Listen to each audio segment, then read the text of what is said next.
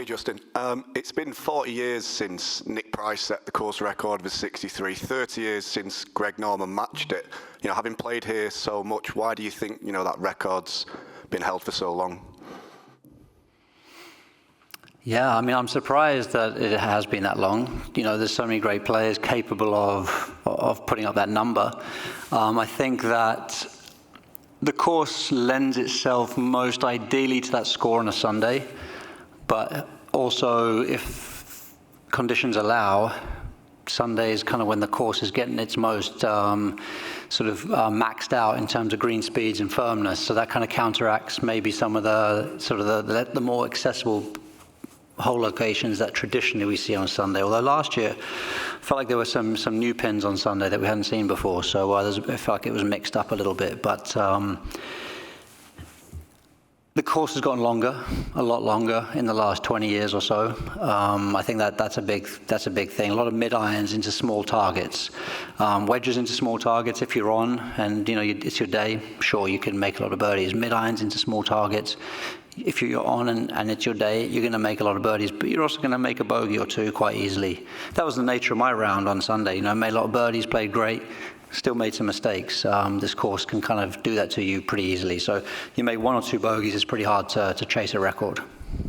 Justin, just going back to last year, when you leave after another tough loss like that, what is the overwhelming emotion as you're going back? Is it why me or why not?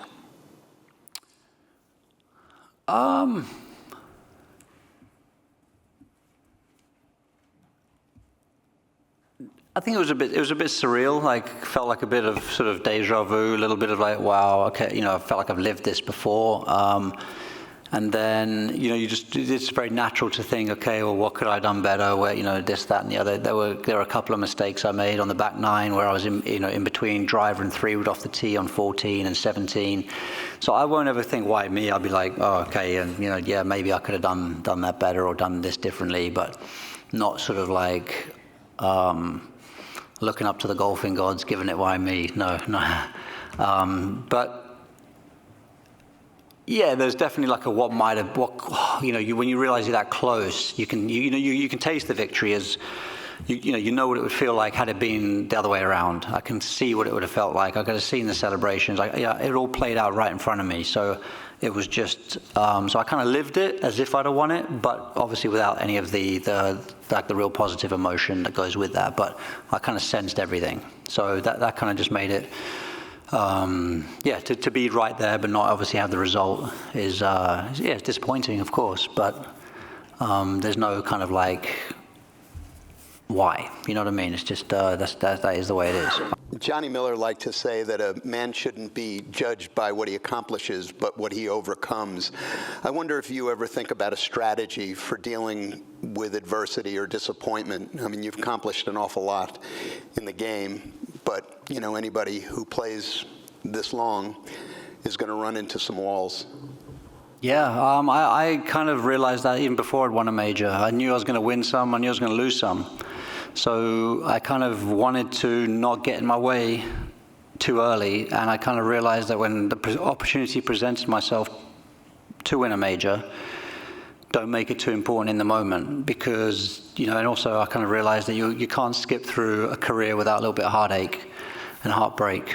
No chance. So if you're going to be willing to win them, you've got to be willing to kind of be on the wrong side of it as well. So the key is showing up. The key is trying to be as free as you can in those moments. And yeah, you kind of have to hope a little bit along the way that it's your day. There's definitely been, it could have been my day in a couple of major championships that I wouldn't have had to have done anything different really to have been the winner as well. But hopefully with that mindset, keep chipping away.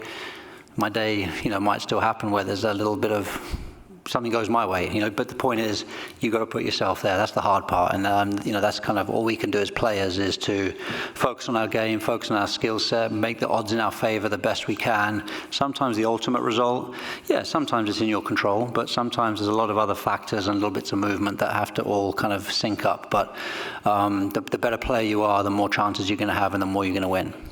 Justin, the whole age thing. Never think about it? Annoyance or motivation? Good question. I don't think about it on a day-to-day level.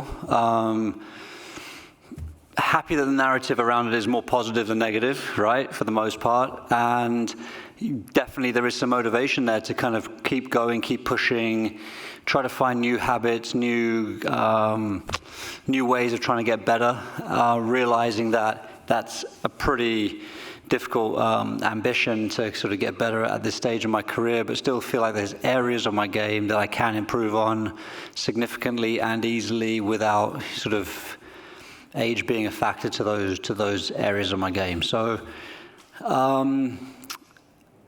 still enjoying the work, really, I think, and that's the most important thing. I think when you enjoy it, you don't feel your age, and that's the most important thing.